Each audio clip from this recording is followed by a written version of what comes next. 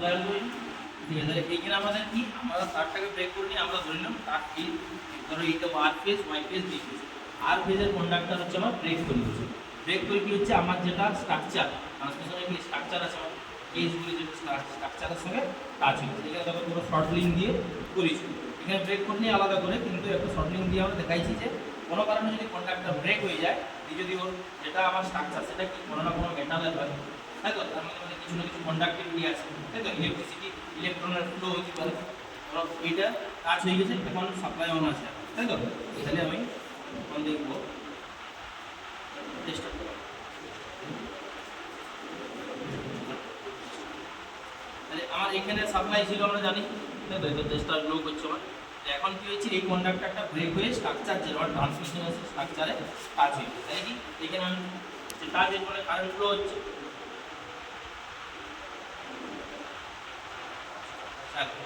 Tester flow করছে, ঠিক আছে, বুঝছো তো।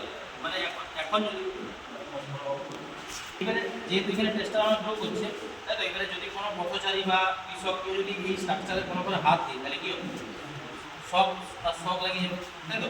তাহলে এটাকে আমরা বলি টাচ পোটেনশিয়াল। টাচিং যদি কোনো কারণে হয়ে যায়, বডি হয়ে যায় এখন, কিন্তু আমার প্রোটেকশন থাকে, তার 8 ভোল্ট প্রোটেকশন দেয়, কিন্তু বাই চান্স ধরো কোনো কারণে ইলেকট্রিসিটি ফ্লো হচ্ছে, সেই সময় টাচ করছে, সেই জিনিসটা আমরা কি বলছি, তার টাচিং এ হয়। এখানে আমি তো হাতে কাছে এখানে হাত দিয়ে শক খাবো কি খাবো, হ্যাঁ অবশ্যই খাবো।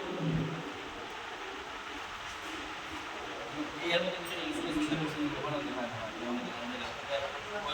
এখন আমি এখানে চলে আসবো, এই জিনিসটাকে অ্যাভয়েড করার জন্য আমাকে টাচ করার জন্য একটা টাচ পোটেনশিয়াল করি, ঠিক আছে। তার জন্য সেফটি প্রিকশন নেওয়া হয়। 8 ভোল্ট রিলে মনে করলাম, রিলে কি কাজ, প্রোটেকশন লেভেল, যখনই কোনো 8 ভোল্ট হবে ওভার কারেন্ট ফ্লো, সেই কমান্ড করতে যাবে আমার কন্ট্রোল ওভার কারেন্ট, তখন কি হবে আমার রিলে ওভার কারেন্ট, ঠিক আছে। আর এই জিনিসটাকে ওটা তো ঠিক আছে, এই জিনিসটাকে জন্য ট্রান্সমিশন লাইনের উপরে অ্যাভয়েড করার জন্য কি থাকে আমার একটা আর্থিং ওয়্যার, সেটা কি করে এক্সট্রা কারেন্টটাকে আমার ডাউন করবে।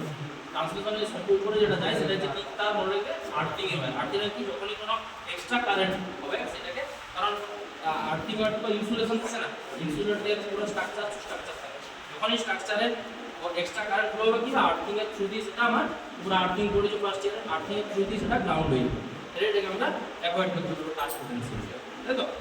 এবারে স্টেপ পোটেনশিয়াল কি জিনিসটা তোমাদের বলেছিলাম, যদি কন্ডাক্টর কোনো ব্রেক হয়ে যায়, ট্রান্সমিশনের কোনো কন্ডাক্টর যদি ব্রেক হয়ে যায়, ডাইরেক্ট যদি কোনো স্ট্রাকচারে ডাইরেক্ট মাটিতে টাচ হয়ে যায়, আবার সাপ্লাই অফ করুন। এখন আমরা দেখলাম স্টেপ পোটেনশিয়াল, যেটা ধরো এই কন্ডাক্টরটা ব্রেক হয়ে গেছে, লাইনটা চালু লাইন আছে, ঠিক আছে, সার্কিট ক্লোজ আছে, লাইনে কারেন্ট ফ্লো হচ্ছে। আচ্ছা, এবারে কোনো কন্ডাক্টর যদি আমার মাটিতে গ্রাউন্ডে টাচ হয়ে যায়, কেটে যায় কন্ডাক্টর, ঠিক আছে, তো কী হবে স্টেপ পোটেনশিয়াল, যেটা ধরো কন্ডাক্টর হচ্ছে কারো লক্ষ্য পড়ে না, এবারে তার চারপাশে একটা ভোল্টেজ, একটা রেশিও ক্রিয়েট হবে, এই তোমার দেখা কথা এখানে হচ্ছে, তাই তো। তুমি যত দূরে যাবে জিনিসটা, এবারে কি অনেক সময় ময়েশ্চার থাকে, ভিজে থাকে, তার জন্য কিছুটা স্টেপ পোটেনশিয়াল অ্যাভয়েড কীভাবে করবো, আমার কারেন্ট ফ্লো কখন হবে, তখন ভোল্টেজের ডিফারেন্স, স্টেপ পোটেনশিয়াল জিনিসটা অ্যাভয়েড করবে, তখন ও সবথেকে কাছে কিন্তু ভোল্টেজ সবথেকে বেশি, একটু দূরে যাবে হয়তো 66, তারপরে তোমার হলো 45, কমে আসবে, যত তুমি ডিস্টেন্স বাড়াবে এটা কমে যাবে, তাই তো। হিসাব করবে যেটা আমার হওয়া উচিত সেটা হচ্ছে ভোল্টেজ, এই সার্কেলে একটা ভোল্টেজ দেখবে, একটু দূরে যাবে তখন আর একটু ভোল্টেজ ইয়াটা কমবে, আর একটু দূরে যাবে আর একটু, এবারে সেই জিনিস তুমি যখন ধরো এখানে 66 আছে, এখানে ধরো 32 বা 33 আছে, তোমার যখনই তুমি এইখানে একটা পা দিবে, আর একটা পা যদি তোমার এই দুটো একটা 66-তে আছে আর একটা 33-তে আছে, তাহলে কি পোটেনশিয়াল ডিফারেন্স হয়ে গেল, আর পোটেনশিয়াল যখন এই ডিফারেন্স হবে তখন কারেন্ট ফ্লো হয়ে যাবে সমান মধ্যে, তখন সেটাকে কিন্তু শক লাগবে। আর সেটাকে অ্যাভয়েড করার জন্য তোমাদের কী বলেছিল, যে আমাদেরকে ব্যাংক যেভাবে লাফায়, ব্যাংকের মতো লাফিয়ে যেখানে পড়বে তোমার দুটো পা একসাথে নেবে, তাই তো। এইখানে একবারে মানে একই পোটেনশিয়াল যেতে, যদি পোটেনশিয়াল 66 থাকে তো 66 যেমন পোটেনশিয়াল থাকে, 66 33 না, ডিফারেন্সটা যেমন না হয়, তাহলে কিন্তু কারেন্ট হয়ে যাবে, কারেন্ট হলে শক কিন্তু হয়ে যাবে। তাহলে এই জিনিসটা অ্যাভয়েড করার জন্য আমাদের লাফিয়ে চলতে হবে। আর এই জিনিসটা হচ্ছে টাচ এবং স্টেপ পোটেনশিয়াল, তাই তো। এটা হচ্ছে পাওয়ার লাইন ডায়াগ্রাম। এবারে আমার ইয়ার পরে জেনারেটিং স্টেশন, ট্রান্সমিশন, এবার তারপরেটা হচ্ছে আমার ডিস্ট্রিবিউশন। এখানে আমরা কী লেখা আছে ডিস্ট্রিবিউশনে, এটা আমার ট্রান্সমিট হচ্ছে, তারপরে কী পোর্শনে যাচ্ছে আমার ডিস্ট্রিবিউশন, হাই ভোল্টেজ গিয়ে ট্রান্সফরমার, তার আগে আমরা ভোল্টেজ ট্রান্সফর্মার আছে, ভোল্টেজ মেজার করি আমরা, এখানে আমরা ডাইরেক্ট ট্রান্সফরমারই দিয়েছি। নর্মালি অতটা ভোল্টেজ আমরা অপারেট করি না, অপারেটিং ভোল্টেজ আমার কম, কিন্তু এফিসিয়েন্সি বেশি জন্য আমরা হাই ভোল্টেজ তোমাদের বলেছিলাম। হাই ভোল্টেজ কেন ট্রান্সফার করি তোমাদের দেখিয়েছিলাম। ইকুয়েশনটা কি, VR into VS by XL into sine lambda, তাই তো? ভিআর হচ্ছে আমার কি ভোল্টেজ, বিএস হচ্ছে সেন্ডিং এন্ড ভোল্টেজ, আর আর হচ্ছে রিসিভিং এন্ড ভোল্টেজ, তাই তো?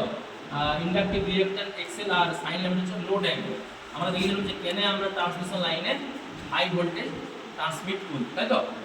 কারণ পিআর ইজ ইকুয়াল টু পাওয়ার কত, যখনই তোমার সেন্ডিং এন্ড ভোল্টেজ যত বেশি হবে কারণ তত আমার পাওয়ার, আমি পাওয়ারের সঙ্গে আমার সেন্ডিং এন্ড ভোল্টেজ কি সমানুপাতিক। যখন VS is equal to VR, তখন তাহলে আমরা যদি পুট করি তাহলে বিএস স্কয়ার তাহলে পিআর টা যেটা আমার পাওয়ার, সেটা কার সঙ্গে সমানুপাতিক হচ্ছে সেন্ডিং এন্ড ভোল্টেজ। তাহলে কি, তাহলে যত সেন্ডিং এন্ড ভোল্টেজ বাড়াবো তত পাওয়ার আমি বেশি পাবো, তাই তো? পাওয়ারের সঙ্গে সমানুপাতিক রেসিভ হবে, তাই তো? তাই জন্য আমরা ট্রান্সমিট করি এফিসিয়েন্সি ভালো পাওয়ার জন্য হাই ভোল্টেজ ট্রান্সমিট করি, কিন্তু অতটা ভোল্টেজ তো আমার অপারেটিং ভোল্টেজ অত নয়। তার জন্য আমরা কি ইউজ করছি, ট্রান্সফরমার। ট্রান্সফরমারের কি কাজ, ফার্স্টের পড়েছি। ট্রান্সফরমার কি করে আমাদেরকে ভোল্টেজকে স্টেপ আপ বা স্টেপ ডাউন করে দেয়। বিভিন্ন ক্ষেত্রে আমরা বিভিন্নভাবে ইউজ করি। মেন হচ্ছে আমরা স্টেপ আপ বা স্টেপ ডাউন করতে পারি। আমরা যখন ট্রান্সমিটারে হিউজ ভোল্টেজ আছে তখন আমরা সেটাকে আবার স্টেপ ডাউন করছি, তাই তো? তারপরে আমি সেটাকে বিভিন্ন জায়গায় কাজে লাগাচ্ছি। এই যে ট্রান্সমিট হচ্ছে, এখানে পুরো ট্রান্সফরমার আছে, পুরো অন করো, এখানে ট্রান্সফরমারের সাপ্লাই অন করো, অফ পাওয়ারটা করে অন করে দাও, পাওয়ারটা করে সাপ্লাই অন করো, লাগাও, অন করো।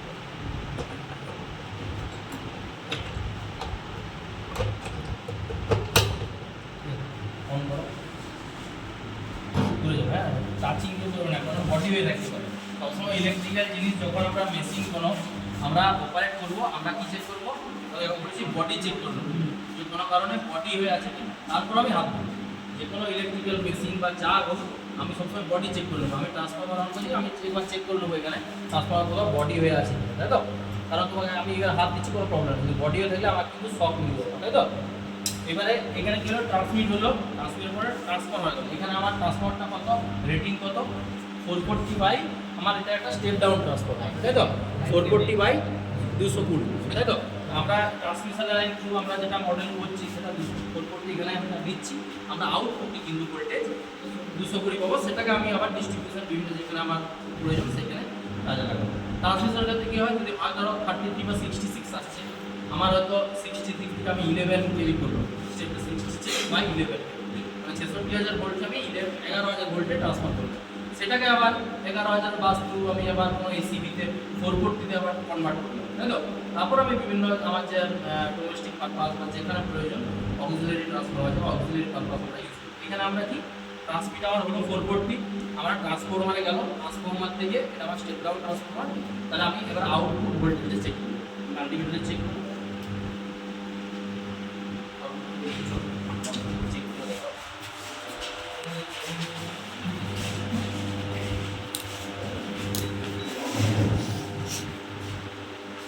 অন্য জায়গায় টাচ করবো না।